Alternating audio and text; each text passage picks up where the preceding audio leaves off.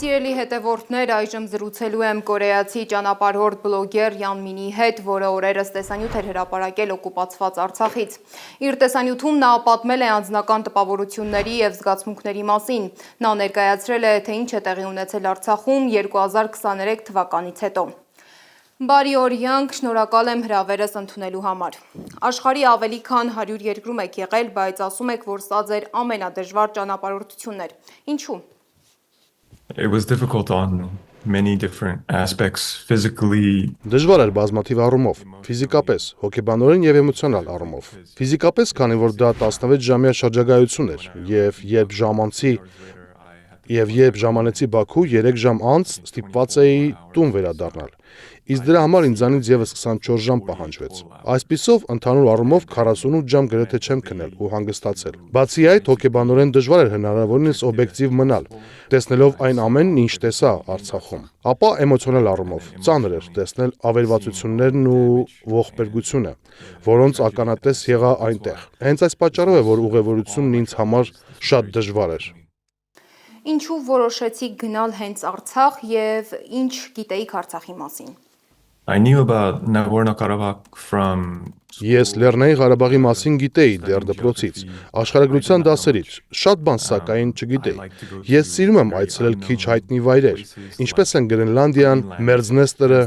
եւ ինձ միշտ հետաքրքրել է նաեւ Լեռնային Ղարաբաղը։ Արդյոք ինչ տեղ է դա։ Մի փոքրիկ անհայտ երկիր։ Հետո տեղի ունեցավ 2020 թվականի պատերազմը, եւ ես սկսեցի ուսումնասիրել նրա պատմությունը։ Դա մի տարածք էր, որտեղ խաչվում են տարբեր մշակույթներ, with a lot of different cultures, a lot of complex որն ունի շատ բարդ պատմություն։ Այդ պատճառով ցանկացա այն ներառել իմ քիչ հայտնի երկրների այցելությունների ցանկում։ Ծրագրում էի ուղևորություն Մերձավոր Արևելք եւ մտածեցի, որ սա լավ հնարավորություն է, քանի որ Ադրբեջանի կառավարությունն իմ ուղևորությունից մի քանի ամիս առաջ օտարերկրացիների համար բացել էր մուտքի թույլատրությունները։ Այդպես որոշեցի օգտվել առիթից։ So I thought this was my chance. Ինչպիսին էր ձեր առաջին տպավորությունը, ինչ տեսակ այնտեղ, ձեր սպասելիքներն արդարացան, կարողացաք շփվել օրինակ ադրբեջանցիների հետ։ My first impression was wow. Առաջին տպավորությունս ինձ զարմացրեց։ Աղդամում լայնածավալ շինարարություն էր իրականացվում։ Սա կարելի ասել Ղարաբաղի նոր վերահսկողության տակ անցած տարածքների առաջին պատկերն է։ Ամենուր նոր շենքեր ու տներ էին կառուցվում։ Սա Ադրբեջանի կառավարության մեծ վերադարձ ծրագիրն է։ Սա այն է, ինչ կառավարությունը փորձում է ցույց տալ աշխարհին, եւ ես դա տեսա։ Իսկապես տպավորիչ էր այն մասշտաբը, որով ընթանում էին աշխատանքները։ Հետո երբ արդեն մտանք բուն Արցախ, որովհետև Աղդամը պարզապես բուֆերային սահմանային քաղաք էր, հենց այնտեղ բացվեց ողբերգական պատկերը։ Շատ հին տներ, վնասված ու լքված։ Հնարավոր է դրանք դեռ 1990-ականների առաջին պատերազմից էին դատարկ մնացել։ Տեսանք, թե որքան տարբեր համայնքներ են տուժել պատերազմից՝ ադրբեջանցիներ, քրդեր, հայեր։ Հետո հասանք Ստեփանակերտ, որտեղ ավերածությունների մասշտաբը շատ ավելի մեծ էր։ Դա ավելի մեծ քաղաք է, եւ այնտեղ շատ ավելի շատ էին լքված շենքերը ու տները։ Ընդհանուր առմամբ շատ ծանր ու տխուր զգացողություն էր։ Եվ ոչ, այնտեղ ես ադրբեջանցիների հետ չեմ շփվել, քանի որ ժամանակը սահմանափակ էր եւ վստահ եմ շրջայցի կազմակերպիչները չէին ցանկանում, որ մենք մարդկանց հետ խոսենք։ Միակ մարդիկ, ում հետ խոսել եմ, ռեստորանում էին։ Սա է իրականությունը։ Ուզում եմ մի քիչ էլ հենց ճանապարհորդությունից խոսենք, շրջագայության, պայմանների, ինչն էր կարելի, ինչը ոչ, որտեղ եղաք։ We on the tour we weren't restricted in terms of our behavior. Շրջակայության ընթացքում մենք սահմանափակված չէինք մեր վարքագծով, թե ինչ կարող էինք հարցնել։ Այդ առումով ես սահմանափակված չէի զգում։ Ինչ վերաբերվում է շրջայցի կանգառներին ու այցելված վայրերին, դրանք կարծես շատ սահմանափակ եւ նպատակային ընտրված էին։ Առաջին կանգառը մենք մեր սարերը հուշարձանն էր, որից հետո շրջագայությունն ամբողջությամբ պարսկական եւ ադրբեջանական ուղղություններ ուներ։ Ուստի հետագայում հայկական պատմությունը տեսնելու հնարավորություն չունեցանք, որովհետև պայմանները բավականին դաժան էին։ Նախ միկրոավտոբուսը շատ ավելի փոքր էր, քան կարծում էինք։ Աղդամից մինչև Արցախ ճանապարհը տևեց մոտ 6-6.5 ժամ, եւ վերջապես կարողացանք իջնել միկրոավտոբուսից։ Աղդամից Ստեփանակերտ ճանապարհը տևեց շուրջ 1.5 ժամ։ Ճանապարհներն ասֆալտապատ չէին, քանի որ դա բուֆերային սահմանային գոտի է եղել։ Այնպես որ շատ դժվար էր։ Փոշի, շարժիչի ծուխ, ամբողջ ճանապարհին շատ վատ էի զգում։ Հարցեր տվեցինք, սակայն հայկական մշակույթի մասին հարցերը կարծես շրջանցվում էին, եւ մեզ հիմնականում ներկայացվում էր ադրբեջանական, մուսուլմանական, պարսկական տեղեկատվություն։ Ամենաշատը ինչն է ձեզ հուզել, զարմացրել կամ զայրացրել այդ ճանապարհորդության ընթացքում։ It was seeing the effects of war. I am Korean. My family has direct history with war. Դա պատերազմի հետևանքները տեսնել էր։ Ես կորեացի եմ,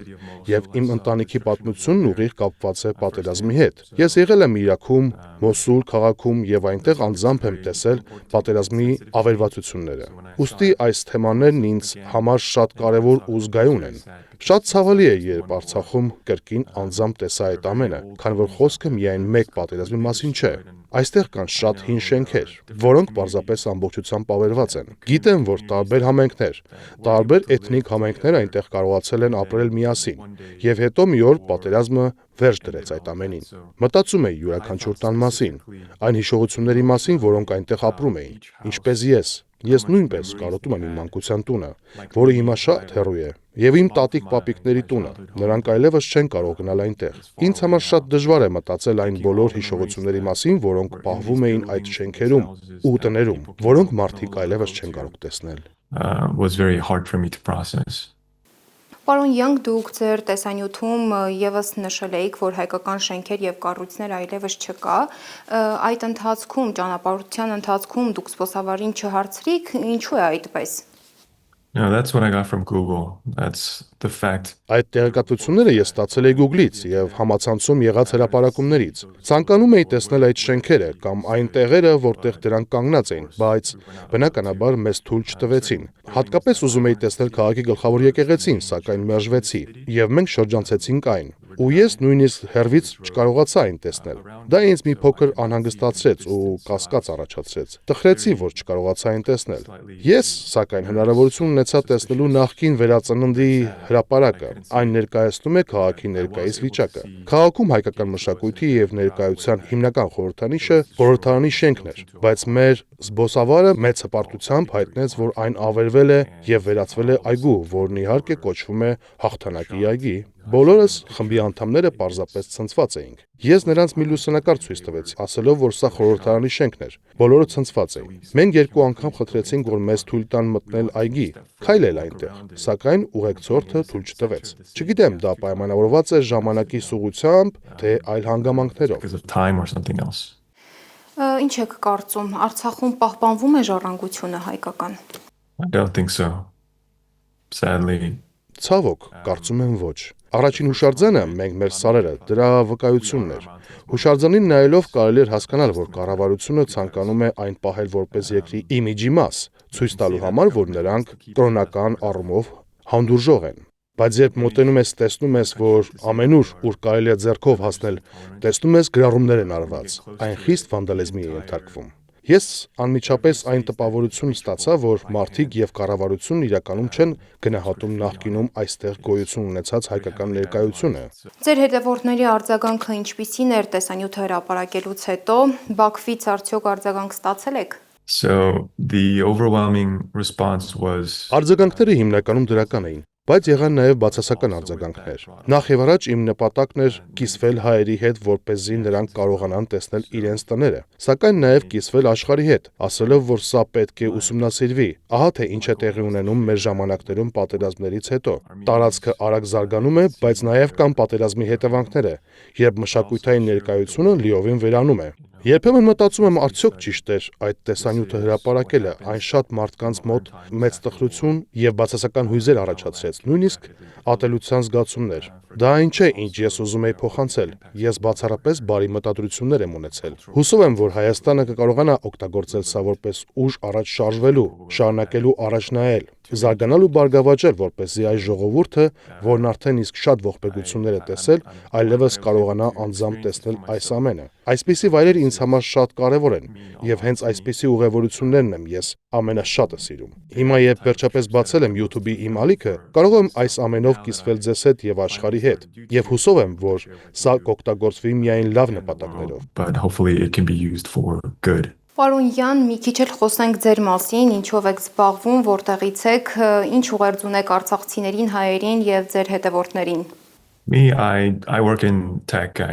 Ես աշխատում եմ IT ոլորտում, սովորական կորպորատիվ աշխատող եմ, բայց յուրաքանչյուր հնարավորության դեպքում փորձում եմ ճանապարհորդել։ Ճանապարհորդում եմ տարբեր վայրեր, եւ հենց դրա համար է սա ինձ համար կարևոր։ Երբ բացեցի YouTube-ի իմ ալիքը, հենց այդ ժամանակ այցելեցի Արցախ ու հիմա կարող եմ ձեզ հետ կիսվել դրանով։ Այնքան շատ բան կա, որ ուզում եմ կիսվել աշխարհի հետ, եւ մասնավորապես այս տարածաշրջանը պատմական առումով շատ բարդ է։ Այստեղից բոլորս կարող ենք շատ բան սովորել։ Աշխարհին ուղղված իմ ուղերձն այն է, որ իմ կադրերում դուք տեսնում եք ավերվածություններ եւ այն ցավն ու տխրությունը, որ դրանք պատճառել են բազմաթիվ ընտանիքների, տարբեր ազգությունների, տարբեր համայնքների բազմաթիվ սերունդների ընթացքում։ Իմ ընտանիքն էլ ունի շատ ծանր ու տխուր պատմություն, որը մենք պարտավոր ենք շարունակել եւ որը չեմ ցանկանում հաջորդ սերնդին։ Ինչպես նախորդ հարցի ժամանակ ասեցի, իմ իրական ցանկությունն ու ուղերձն այն է, որ հայերը կարողանան այս փորձն օգտագործել որպես հիմք իրենց պատմությունը հիշելու եւ պահպանելու համար։ Հետ մի նայեք միայն առաջ շարժվեք, զարգացեք ու բարգավաճեք, որպեսզի Հայաստանը տարածաշրջանում դառնա ճառագայթող աստղ եւ մի օր այլևս նման ողբերգություններ չլինեն։ Եվ սա միայն հայերի մասին չէ, այլ պատերազմից տուժած ցանկացած երկրի մասին։ Ատելության ու բռնության շրջանը պետք է ավարտվի։ Գիտեմ, դա ասելն ավելի հեշտ է, քան անելը։ Հավատացեք ինձ որպես կորեացու։ Անցյալը թողնելը դժվար է, սակայն մենք պետք է նայենք առաջ, որպեսզի կարողանանք ստեղծել ավելի լուսավոր ու անվտանգ ապագա։ We need to look forward so that there's a brighter and safer future. Պարոն Յան, Հայաստան գալու մտադրություն չունեք։ I didn't, but from all of the comments and the warm gestures that I've received from everyone. Նման պլաններ չունեի, սակայն բոլոր մեկնաբանություններն ու ջերմ արձագանքները տեսնելով, կարծում եմ հիանալի կլիներ գալ եւ տեսնել, թե ինչպես է զարգանում ու առաջ գնում երկիրը։ Ուստի հուսով եմ մի օր կայցելեմ Հայաստան։ Շնորհակալ եմ, պարոն Յան, հուսով եմ կհանդիպենք Հայաստանում։ Հիշեցնեմ, որ զրուցում էի կորեացի ճանապարհորդ բլոգեր Յան Մինի հետ, որը օրերս այցելել էր օկուպացված Արցախ։